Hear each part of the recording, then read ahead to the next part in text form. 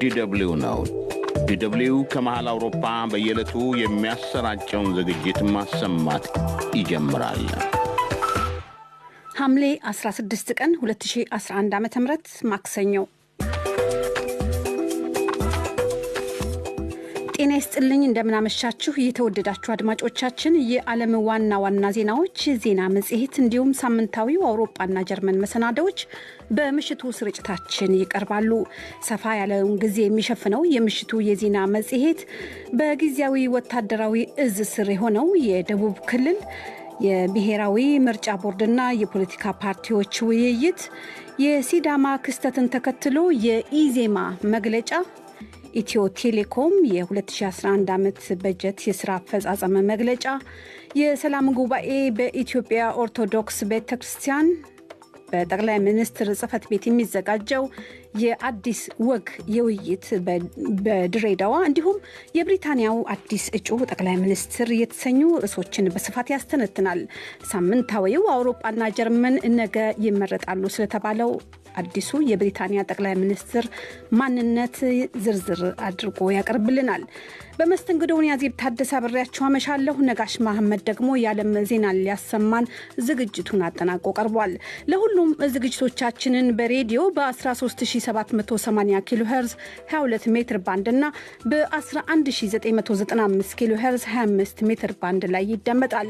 በኢትዮ ኤፍኤም 107.8 አዲስ አበባ ከተማ ስርጭታችንን ማድመጥ ይቻላል።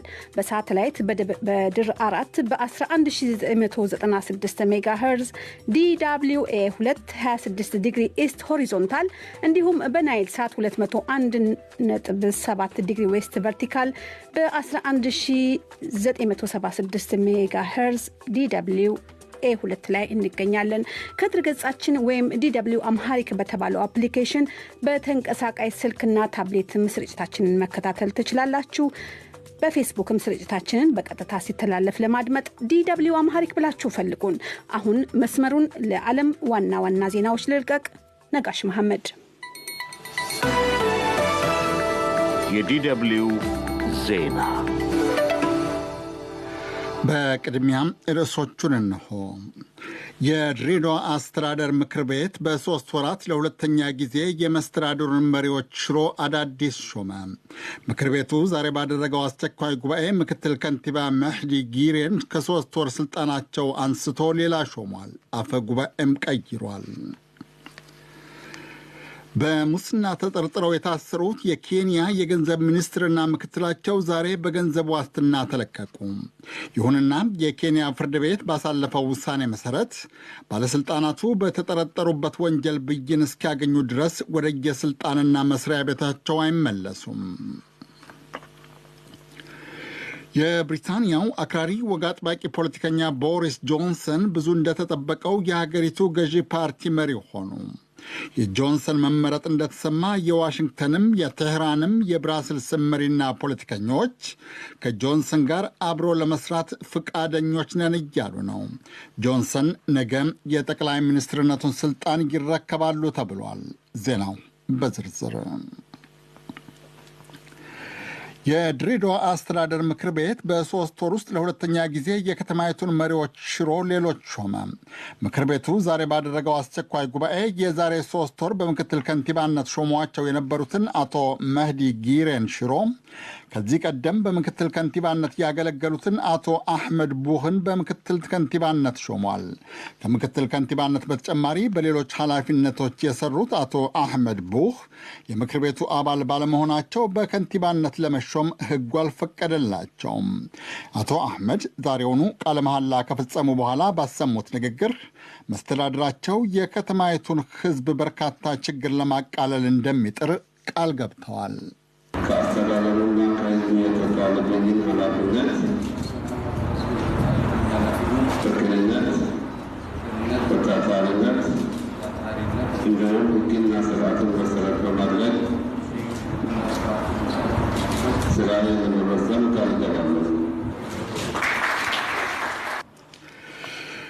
የከተማይቱ ምክር ቤት ከ3 ወራት በፊት በምክትል ከንቲባነት ሾሟቸው የነበሩት አቶ መህዲ ከሳምንት በፊት በሰጡት መግለጫ ከስልጣን እንድነሳ አሲረውብኛል በማለት ያስሾማቸውን የሶማሌ ዴሞክራቲክ ፓርቲ ሶዴፓ መሪዎችን ነቅፈው ነበረ። ስልጣን እንዲለቁ የተደረገባቸው ግፊት የፓርቲውን ደንብና የከተማይቱን መስተዳድር ሕግ የሚጻረር ነው በማለት ሲወቅሱም ነበረ። አቶ መህዲ ዛሬ ለምክር ቤቱ ባሰሙት ንግግር ግን ፓርቲያቸው ለሌላ ስራ ስለሚፈልጋቸው በፈቃዳቸው ስልጣን መልቀቃቸውን ነው የተናገሩት። ምክር ቤቱ በዛሬ ጉባኤው ከምክትል ከንቲባዎች ሹምሽር በተጨማሪ የምክር ቤቱ አፈ ጉባኤ አቶ አብደላ አህመድን ሽሮ ወይዘሮ ፈጡም ሙስጠፋን በአፈ ጉባኤነት ሾሟል። የድሬዳዋ ወኪላችን መሳይ ተክሎ እንደዘገበው የኢትዮጵያ ሶስተኛ ትልቅ ከተማ ምክር ቤት የከተማይቱን መሪዎች በወራት ዕድሜ እየሾመ መሻሩ የመስተዳድሩን ስራ እያወከው ነው ተብሎ እየተተቸ ነው። በሙስና ተጠርጥረው የታሰሩት የኬንያ የገንዘብ ሚኒስትር ሄንሪ ሮትችና ምክትላቸው ካማው ቱንጌ በገንዘብ ዋስትና እንዲፈቱ አንድ የሀገሪቱ ፍርድ ቤት በየነ። ሁለቱ ከፍተኛ ባለሥልጣናትና ሌሎች በርካታ የሥራ ኃላፊዎች በ10 የገንዘብ ብክነት ወንጀል ተከሰው ዛሬ ናይሮቢ ያስቻለው ፍርድ ቤት ቀርበው ነበረ። የፍርድ ቤቱ ዳኛ ሁለቱ ባለሥልጣናት ያቀረቡትን የገንዘብ ዋስትና ጥያቄ ተቀብለው እንዲፈቱ ወስነውላቸዋል። ይሁንና የክሱ ሂደት ብይን እስኪያገኝ ድረስ ተከሳሾች ወደ የመስሪያ ቤታቸውም ሆነ ወደ ኃላፊነታቸው እንደማይመለሱ ዳኛው አግደዋል። የኬንያ ጠቅላይ አቃቤ ሕግ የገንዘብ ሚኒስትር ሮትችን ጨምሮ 27 ባለሥልጣናትን በሙስና ጠርጥሮ ክስ መስርቶባቸዋል። አብዛኞቹ ተከሳሾች በፖሊስ እየተያዙ ሲታሰሩ፣ ሚኒስትር ሮትች ግን ትናንት እጃቸውን ለፖሊስ ሰጥተው ነበረ። ከ27ቱ ተከሳሾች ዛሬ ፍርድ ቤት የቀረቡት 16 ናቸው። 16ቱም የተያዘባቸውን የወንጀል ጭብጥ አልተቀበሉትም። የመንን የሚያወድመውን ጦርነት ሊቆም እንደሚችል የተባበሩት መንግስታት ድርጅት ልዩ መልእክተኛ አስታወቁ። የየመን ሁቲ አማጺውንና በሳውዲ አረቢያ መራሹ ህብረ ብሔር ጦር የሚታገዘውን ስደተኛ መንግስት የሚያደራድሩት ማርቲን ግሪፍስ ዛሬ ለጋዜጠኞች እንደነገሩት ተፋላሚዎች ጦርነቱን ለማቆም ይፈልጋሉ። የተፋላሚ ኃይላት ተወካዮች ባለፈው ታህሳስ ስቶክሆልም ስዊድን ውስጥ የተፈራረሙትን ስምምነት ደግሞ የዓለም አቀፉ ማህበረሰብ ድጋፍ እንዳለውም ልዩ መልእክተኛው አስታውቀዋል። ግሪፍቲስ አክለው እንዳሉት በጦርነቱ የሚሳተፉት ወገኖች ውጊያው መፍትሄ እንዳልሆነ ተረድተው ፖለቲካዊ መፍትሄ እንዲፈለግ ግፊት እያደረጉ ነው። ሳውዲ አረቢያ መራሹ የአረብ ሀገራት ጦር የሁቲ አማጽያንን ለማጥፋት የመንን መደብደብ ከጀመረ 5ኛ ዓመቱን ይዟል። የተባበሩት መንግስታት ድርጅት ልዩ መልእክተኛ ጄኔቭ ላይ ስለ ሰላም ሲናገሩ ግን ዛሬ የሳውዲ አረቢያ ጦር የየመን ሁቲዎች ያዘመቱት ያሉትን አንድ ሰው አልባ አውሮፕላን ወይም ድሮን መትቶ መጣሉን አስታውቋል። ይህ ዶቼ ቬለ ነው። የብሪታንያ አክራሪ ፖለቲከኛ ቦሪስ ጆንሰን በስልጣን ላይ ያለው የወግ አጥባቂ ፓርቲ በውጤቱም የሀገሪቱ ጠቅላይ ሚኒስትር ሆነው በመመረጣቸው የሀገራትና የማኅበራት መሪዎችና ባለሥልጣናት ዛሬ የደስታ መግለጫ ሲልኩ ነው የዋሉት። የጆንሰን መመረጥ እንደተሰማ የደስታ መግለጫ ከላኩት የሀገራት መሪዎች የዩናይትድ ስቴትሱ ፕሬዚደንት ዶናልድ ትራምፕ ቀዳሚው ናቸው። ትራምፕ እንደተለመደው በትዊተር ገጻቸው በጻፉት መግለጫ ዩናይትድ ኪንግደምን ዩናይትድ ኪንግስተን ብለው የመጻፋቸው ስህተት ለተረብና ትችት አጋልጧቸው ነው የዋለው። ይሁንና ወትሮም ለጆንሰን ከፍተኛ ድጋፍ የሚሰጡት ትራምፕ የፊደል ስህተቱን አርመው ዳግም በጻፉት መልእክት ጆንሰንን ጥሩ መሪ ይወጣቸዋል በማለት አወድሰዋቸዋል። በቅርቡ የአውሮፓ ህብረት ኮሚሽን ፕሬዚደንት ሆነው የተመረጡት ኡርዙላ ፎንደር ላይን በበኩላቸው ብሪታንያ ከአውሮፓ ህብረት የምትወጣበትን ውል ገቢር ለማድረግ ህብረታቸው ከጆንሰን መንግስት ጋር ተባብረው ለመስራት ዝግጁ ነው ብለዋል። ከዩናይትድ ስቴትስና ከብሪታንያ ጋር እንካ ሰላንታ የገጠመችው ኢራንም ለወደፊቱ የብሪታንያ ጠቅላይ ሚኒስትር የመልካም ምኞት መግለጫ ልካለች። የኢራን ውጭ ጉዳይ ሚኒስትር ጃቫድ ዛሪፍ በትዊተር ገጻቸው የቀድሞ የስልጣን አቻይን እንኳን ደስ አለህ ማለት እፈልጋለሁ ብለዋል። ዛሪፍ አክለው እንዳሉት ብሪታንያና ኢራን አንዳቸው የሌላቸውን መርከብ በመያዛቸው ሰበብ የገጠሙት ውዝግብ ሰላማዊ መፍትሄ ያገኛል የሚል ተስፋ አላቸው። አማራጭ ለጀርመን AfD በጀርመንኛ ምህጻሩ የተሰኘው የጀርመን ቀኝ ጽንፈኛ የፖለቲካ ፓርቲም በጆንሰን ድል ተሽቀዳድመው ደስታቸውን ከገለጹ የፖለቲካ ማህበራት አንዱ ነው። ከወግ አጥባቂነትም ወደ ቀኝ የተስፈነጠረ አቋም የሚያራምዱት ቦሪስ ጆንሰን የብሪታንያ ገዢ ፓርቲን የመሪነት ስልጣን የያዙት ከ160 ሺህ የፓርቲው ጉባኤተኞች የ2/3 ያክሉን ድምፅ አግኝተው ነው ዛሬ። የቀድሞው የለንደን ከንቲባና ውጭ ጉዳይ ሚኒስትር ጆንሰን ብሪታንያ ከአውሮፓ ህብረት አባልነት እንድትወጣ አጥብቀው ከሚታገሉ አክራሪ ፖለቲከኞች ግንባር ቀደሙ ናቸው። የመራሄ መንግስትነቱን ስልጣን ሲይዙ በግንባር ቀደምትነት ገቢር ከሚያደርጓቸው 3 ዓላማዎች ቀዳሚውም ብሪታንያን ከአህጉራዊው ትልቅ ማህበር ማስወጣት ወይም ብሬግዚትን ገቢር ማድረግ ነው። እንደሚመስለኝ ገቢራዊ እንደምናደርገው እናውቃለን። የዚች ሀገር ህዝብም ገቢር እንደምናደርገው እኛን ያምናል። እንደምናደርገው እናውቃለን። ብሬግዚትን ገቢር እናደርጋለን። ሀገሪቱን አንድ እናደርጋለን እና ጀርሜ ኮርቢንን እናሸንፋለን። Brexit, unite the country and defeat Jeremy Corbyn. And that is what we're going to do.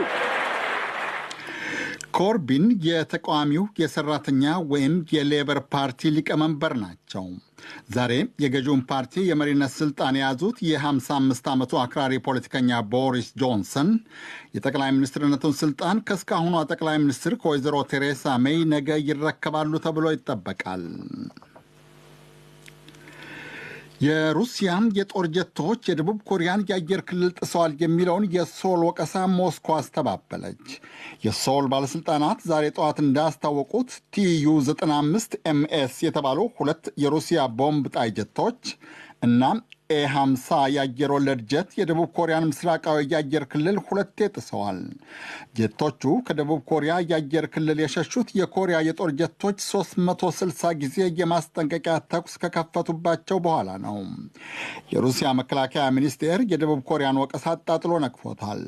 ሚኒስቴሩ ዛሬ ቀትር ላይ በቴሌቪዥን ባሰራጨው አጭር መግለጫው አውሮፕላኖቹ ከዚህ ቀደም እንደሚያደርጉት ሁሉ በዓለም አቀፍ የባህር ክልል ሰማይ ላይ ለአጭር ጊዜ በረው ወደ ጦር ሰፈራቸው ከመመለስ ውጪ የሌላ ሀገርን የአየር ክልል አልጣሱም ባይ ነው። የሩሲያ አውሮፕላን TU-95 MS ከጃፓን ባህር የአየር ክልል ላይ በበረረበት ወቅት የሌሎች ሀገራትን ድንበር አልጣሰም። በዩናይትድ ስቴትስ ታማኝ ወዳጅ ደቡብ ኮሪያና ለሰሜን ኮሪያ ታዳላለች በምትባለው ሩሲያ መካከል አልፎ አልፎ አለመግባባት ቢኖርም በግልጽ ሲወነጃጀሉ ግን ብዙም አይሰሙም ነበረ። ይህ ዶቼ ቬለ ነው።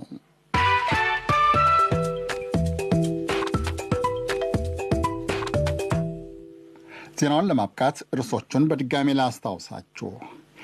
የድሬዳዋ አስተዳደር ምክር ቤት በ3 ወራት ለሁለተኛ ጊዜ የመስተዳድሩን መመሪያዎች ሽሮ አዳዲስ ሾመ።